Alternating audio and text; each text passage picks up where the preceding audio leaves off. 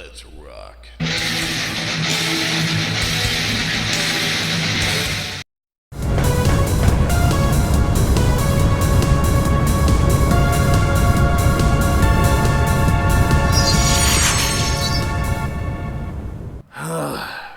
Where do I even begin with this mess? Maybe the god-awful gameplay, maybe the laughably bad voice acting and plot, perhaps the PS2 era graphics, or possibly that this game spent 3 years in development hell and was plagued by multiple delays, only for the end result to underwhelm, like a sudden burst of gas through a colon to end up a short, high-pitched squeak from the ass cheeks of concept. Don't get me wrong here. I'm not happy about Mighty No. 9 underperforming. In fact, I'm very much the opposite. Let me preface this review by saying that I grew up in the 80s and early 90s. Yes, I'm fucking old, okay? During that time, as a younger, more socially awkward vein, I spent many hours indoors glued to my NES, and on that old CRT tube TV glowed one of the most iconic video game characters of all time, Mega Man. Keiji Inafune's iconic Mega Man series was a massive part of why I got into gaming as a child, and why I'm still a gamer today. I find myself constantly revisiting Mega Man and Mega Man X all the time, even today. I'm not going into Mighty No. 9 thinking that it's a Mega Man game, obviously because I know that it's not and never will be. But my expectation going into Mighty No. 9 was that Keiji Inafune, the granddaddy of Mega Man, was still able to create a great run-and-gun, side-scrolling platformer, but was I ever disappointed? I'm not saying that Mighty No. 9 is incompetent. Well, it is a functioning game, but that's basically all that it is in my opinion. Let's go a bit more in depth, and I'll explain why I feel this way after playing through Mighty No. 9. Okay, let's begin by talking about the characters. Wow, they're fucking awful. I won't even waste my breath. Just listen to this goddamn clip. New tips are added as the game progresses. Be sure to check back and view them regularly. Mighty No. 1, Pyrogen, has been sighted near this oil refinery. Prevent a large-scale inferno. Go ahead and choose your next target. The VR training program I devised. Care to try it? I swear to God, you can almost hear them reading from the cue card. It feels like the devs were in a meeting one night discussing voice actor casting when a janitor passed by the room, and then one of the devs asked him, "Hey, how would you like to make a quick buck?" Or yen, or whatever the fuck their currency is over there. Then they just sat this night janitor down in a broom closet with a microphone and cue cards and said, "Start fucking reading." Look, I'm not expecting Metal Gear style voice acting from a small side-scrolling platformer, but come on! What we got can only be described as insulting at best. As for the character design, there's nothing remarkable. I remember seeing promotional art of the main character Beck about 3 years ago and saying, "Really? That's Mega Man's spiritual successor." It feels like Keiji was just trying way too hard when he thought up the design for Beck, and the end result feels like an uninspired mess. The boss's designs range pretty much from meh all the way to unintentionally hilarious. Battalion, I'm looking at you and laughing my ass off. I don't know what it is, but this character just looks so damn silly to me. Maybe it's because, well, he's a goddamn revolver bullet chamber with eyeballs and legs. He looks like he belonged better on a promotional poster for the goddamn NRA rather than a cartoon-style video game.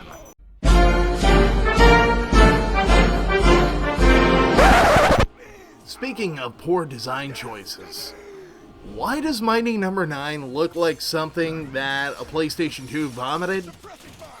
I get that the game was largely paid for by Kickstarter backer funds, but was it really too much to ask to have something that looked even remotely this generation?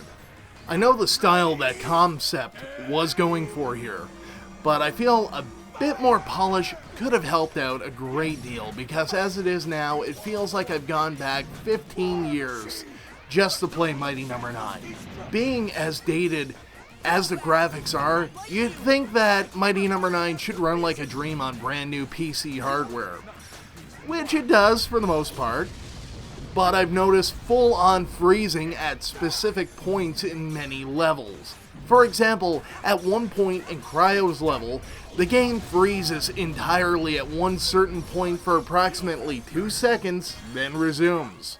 I believe that these are brief loading phases where the game starts loading the second half of the level. After you pass that point, it's okay, but if you backtrack before that point, it'll freeze momentarily again. Have a look at this clip to see what I'm talking about.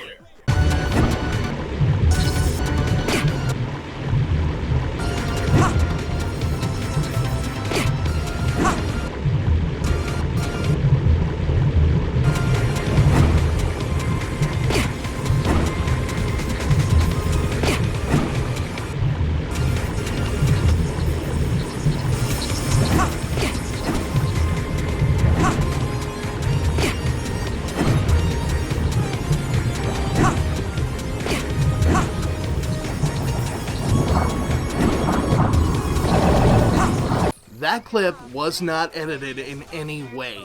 That's just what happens, and it happens in almost every level. I'm not sure why this made it into the final game, since most PC and console hardware today are more than capable of streaming this entire game flawlessly. Which, well, leads me to believe that it's option B, laziness. This is not something that could have been missed during testing. I've tested this on multiple PCs with the exact same result. And before you say, it's not a big deal, actually yes, it is. Because in some scenarios, it has the ability to get you killed. Like in Cryo Stage from the earlier clip. There are spikes at the bottom of that screen that can one-hit kill you. I've seen the game freeze at that moment, only to resume with Beck being impaled on the spikes below and presented with a game over screen. We're just starting to scratch the surface though. Let's go ahead and dig deeper into this mire of shit. Why, you little... I got you! Go! Go! Stop! Stop! He's already dead!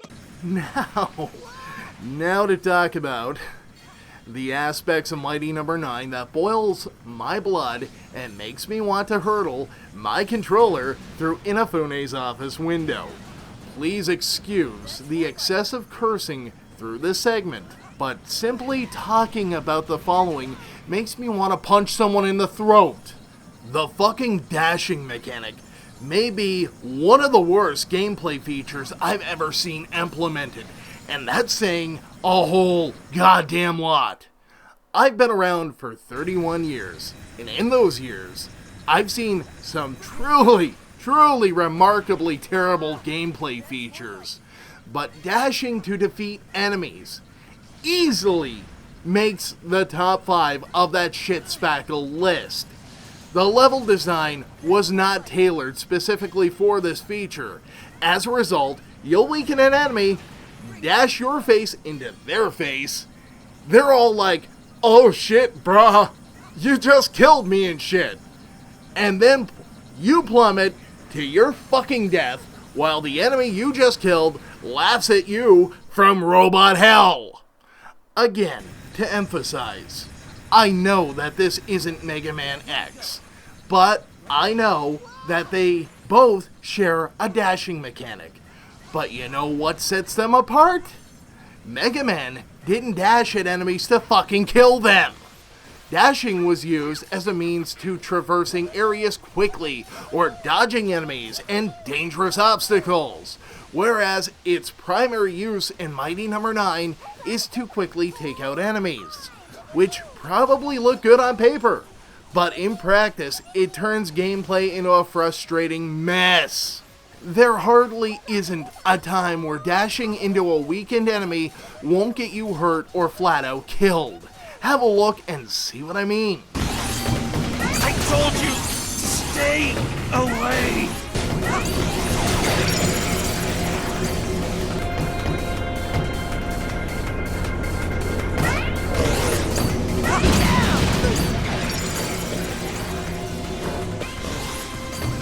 I told you, stay...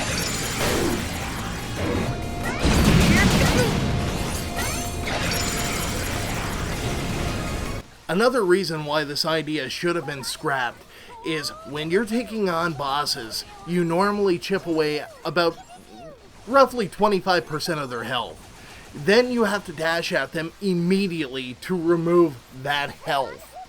If you don't, then their health will recover, and all of your work is completely fucking undone. Some bosses have a very narrow window where you can dash at them, and by doing so, you open yourself wide open to receive damage. So forget about powering through this game with skill and without taking damage, because you're going to die. A lot. Like Dark Souls, a lot. In fact, this game has features to help you. And if you couldn't tell, I was doing air quotes when I said help. So, this game attempts to help you through difficult parts, and it feels like these features are simply there just to mock and patronize you. In the options menu, there's a setting to give yourself 9 lives at the start of every level, which I eventually had to say fuck it and do it, just to claw my way through most of this godforsaken game. Once you start losing about 3 or more lives, you'll be met with a little robot at the last checkpoint you passed who will start loading you up with power-ups and extra lives, which pretty much feels like the equivalent of, hey, I'm sorry that you suck so bad. Here, take these and try not to die as fast, you fucking noob. If there were a model replica of this robot made in real life, I would go out of my way to seek it out and do unspeakably horrible things to it. My foot would more than likely become permanently affixed to the remains of its eye socket. These features were definitely put in here for a reason. Perhaps Concept themselves realized that Mighty No. 9 is so unfairly difficult and poorly balanced at times that most typical players would need some form of help. Maybe if dashing in conjunction with poor level design wasn't terrible, and the levels instead serve to complement this gameplay feature, then you wouldn't need to give the player 9 fucking lives and the robot equivalent of a middle finger. Overall, I wasn't expecting a Mega Man game, but I was at least expecting something that could rival the Blue Bomber. Or at the very least, something that would give Capcom a reason to break a sweat. But it seems that Inafune's debut outing after leaving Capcom leaves much to be desired and could have been something far more than what we ended up with. I am wholeheartedly disappointed and left hoping actually for a new Mega Man game rather than a Mighty No. 9 follow-up. Just writing and then reading this review into a microphone is painful since I had such high hopes for Mighty No. 9. But let's face it, when you have a blue hedgehog who hasn't starred in a successful game in over 20 fucking years calling you out for a shitty release, then you know damn well that you done fucked up. If you absolutely have to play this game for whatever unholy reason, then go ahead, pay the full retail price of $20. But for anyone who's even slightly unsure, then for the love of God, wait for it to drop well below $5, which I can almost guarantee it will within a year. Otherwise, you may very well have a Mighty number 2 in your pants for blowing $20 that could have gone to much better use.